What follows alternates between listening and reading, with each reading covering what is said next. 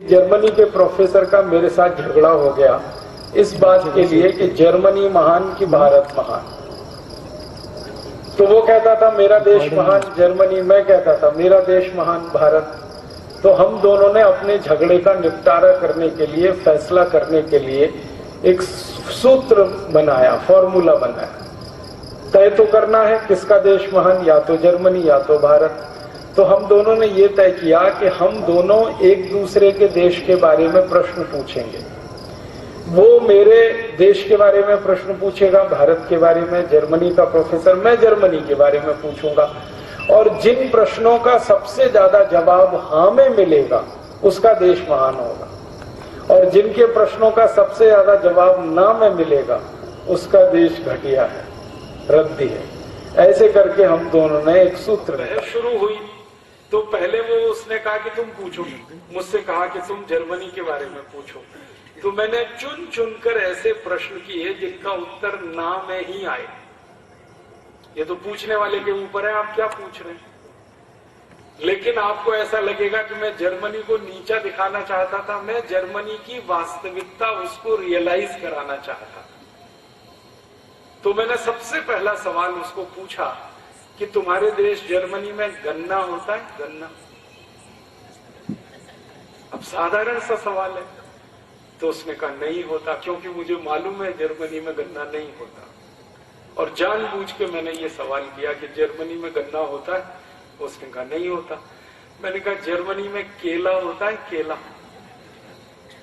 उसने कहा नहीं होता। मैंने कहा जर्मनी में आम होता है, आम? उसने कहा नहीं होता। फिर मैंने कहा जर्मनी में संतरा होता है, संतरा? उसने कहा नहीं होता। फिर मैंने कहा जर्मनी में मौसम्मी होती है, मौसम्मी? उसने कहा नहीं होती। थोड़ी देर में वो बौखला गया, क्योंकि हर जवाब ना ना ना ना। तो उसने थोड़ी देर में मुझे कहा, मिस्टर राजीव दीक्षित, मेरे जर्मनी में कोई मीठी चीज पैदा नहीं होती, अब आगे पूछो। तब मैंने उसको कहा अच्छा दूसरा सवाल है मेरा। मैंने कहा जर्मनी में पालक होता है, पालक? क्योंकि पालक मीठा नहीं है। तो उसने कहा नहीं होता। फिर मैंने कहा जर्मनी में मेथी होती है, मेथी? उसने कहा नहीं होती। मैंने कहा जर्मनी में मूली होती है, मूली? उसने कहा नहीं होती। फिर मैंने कहा कि जर्मनी में वो होती है इलायची, या जर्मनी में काली मिर्च होती है? ये सब मीठी चीजें नहीं है। थोड़ी देर में फिर बौखला गया। फिर कहने लगा मिस्टर राजीव दीक्षित, हरे पत्ते की कोई चीज जर्मनी में नहीं होती, अब आगे पूछो। अब मीठी चीज कोई होती नहीं, हरे पत्ते की कोई चीज होती नहीं। तो मैंने कहा अब तुम ही बताओ जर्मनी में होता क्या है। तो उसने कहा जर्मनी में एक तो होता है आलू, पोटैटो, और दूसरा होता है प्याज, ओनियन। अब आलू में प्याज मिला के खाओ या प्याज में आलू मिला के खाओ, हमारे पास दो ही चीजें होती हैं। फिर मैंने कहा कि जर्मनी के दुकानों में इतना सारा माल बिकता है, केला भी बिक रहा है, गन्ना भी बिक रहा है, आम भी बिक रहा है, संतरा भी बिक रहा है, तो ये कहां से आता है? तो उसने धीरे से कहा ये सब भारत से आता है। तो मैंने कहा किसका देश महान? तो चुप हो गया, बोला नहीं। उसको रियलाइज तो हो गया कि भारत देश महान, लेकिन उसने मुंह से नहीं बोला। मैंने कहा इसको मुंह से ही बुलवाना है अभी थोड़ी देर। और ये बहस हमारी कई लोगों के सामने हो रही थी। मैंने कहा अब तुम्हारा नंबर है, तुम पूछो भारत के बारे में। तो वो थोड़ा फंस गया, उसने वही सवाल पूछना शुरू किया जो मैंने पूछे थे। उसने कहा भारत में गन्ना होता है? मैंने कहा भैया उत्तर भारत, दक्षिण भारत, पूर्वी भारत, पश्चिम भारत, मध्य भारत, पूरे भारत में गन्ना होता है। और भारत में 6,38,365 गांव हैं, इनमें से 4 लाख गांवों में गन्ना होता है। और भारत में एक गन्ना बहुत मोटा होता है, एक गन्ना बहुत पतला होता है, एक काला गन्ना होता है, एक लाल गन्ना होता है, एक हरा गन्ना होता है, एक थोड़ा सा पीले रंग का गन्ना होता है। 2550 जातियों का गन्ना इस देश में होता है। अब बोलो। तो कहने लगा आई कांट बिलीव इट। मैंने कहा ये तुम्हारी प्रॉब्लम है, मेरी नहीं। तुम्हें भरोसा नहीं है तो ये तुम्हारी समस्या है। अगर तुमको भरोसा करना है तो तुम भारत आ जाओ और घूम लो और पता कर लो कितनी जातियों का गन्ना होता है। फिर उसने दूसरा सवाल पूछा, केला होता है भारत में? मैंने कहा केला ही केला होता है। हमारे यहाँ उत्तर भारत का अलग केला, दक्षिण भारत का अलग केला, पश्चिम भारत का अलग केला, पूर्वी भारत का अलग केला, कहीं मोटा केला, कहीं पतला केला, कहीं छोटा केला, कहीं लाल केला, कहीं हरा केला। हमने कहा केले की भारत में कम से कम 1000 प्रजातियां हैं। कहने लगा यस। मैंने कहा यस। फिर कहने लगा आई कांट बिलीव, मुझे भरोसा नहीं हो सकता। फिर मैंने कहा तीसरा सवाल पूछो। तो उसने पूछा आम होता है? तो उसने सवाल किया था मैंगो को, कि भारत में मैंगो होता है। मैंने कहा मैंगो तो एक शब्द है, हमारे यहाँ तो मैंगो की जातियां 5000 से ज्यादा है। लंगड़ा है, चौसा है, दशहरी है, तोतापुरी है, कलमी है, ऐसी 5000 जातियों का आम है भारत में। और मैंने उसको कहा, जिस पर उसे भरोसा नहीं हुआ, मैंने कहा दिल्ली हमारे यहाँ की राजधानी है, वहां से 180 किलोमीटर दूर हरिद्वार है। दिल्ली हरिद्वार के बीच में 500 जातियों का आम होता है, इतनी दूरी में, खाली 180 किलोमीटर। और भारत में 3 लाख से ज्यादा गांवों में आम होता है।